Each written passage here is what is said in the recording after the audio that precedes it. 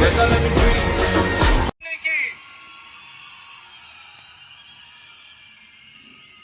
C Joseph Vijay எனும் நான்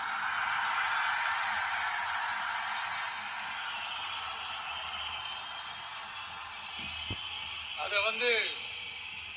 உண்மையாக்கி இருக்கிறீங்க. உண்மையிலே வேற லெவல் என்ன சொல்றதுன்னு எனக்கு தெரியல. அதாவது ஒரு 50 வருஷம் என்னுடைய உறவுகளே, இவ்வளோ என்னுடைய சொந்தங்களே, நான் சொல்கிறது நான் ஒன்றும் தேவ நீ தூதன் அடிமையாக இருந்து இப்போதான் ரிலீஃப் ஆன மாதிரி இருக்கும் போல. ஒரு வாழ்க்கை வாழ்ற ஒரு சாதாரணமான மனுஷன் தான். வேற லெவல். நான் முன்னாடி லெஃப்ட் சைடில் பாருங்கள், நீ ஏன்டா இவ்வளோ குஷி படுறேன்னு சொன்னால் டிரைவரு என்னது டிரைவரை கூட பினாமின்றாங்க. டி நீங்கள் பொலிட்டிஷியன்ஸ் பினாமி வச்சுக்குவாங்க சாமி. இந்த ஆக்டர் பினாமி வச்சுக்க வேண்டிய அவசியம் இருக்காது.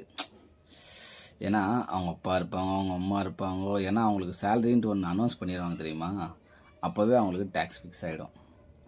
என்னங்கடா அடி என்னென்னமோ பேசுகிறீங்க. சரி, அப்போ ஏன்டா அவர் நம்பர் 1 இடத்துக்கோ நம்பர் 2 இடத்துக்கோ டேக்ஸ் ஸ்பீடாக போகிறாரு. இந்தமாரி ஒரு ஸ்டேஜில் ஒரு டிரைவர் ஏறான் தெரியுமா, உங்களெல்லாம் திருத்தவே முடியாது. நீங்கள் என்ன ஒன்றா சொல்லிகிட்டே இருப்பீங்க. அதாவது இப்போ இருக்கிற பசங்கோ பொண்ணுங்கோ எல்லாம் புத்திசாலியாக ஆரம்பிச்சிட்டாங்க. ஆட்டம் க்ளோஸ் தம்பி.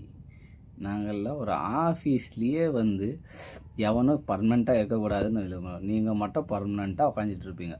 போங்கடாங்க.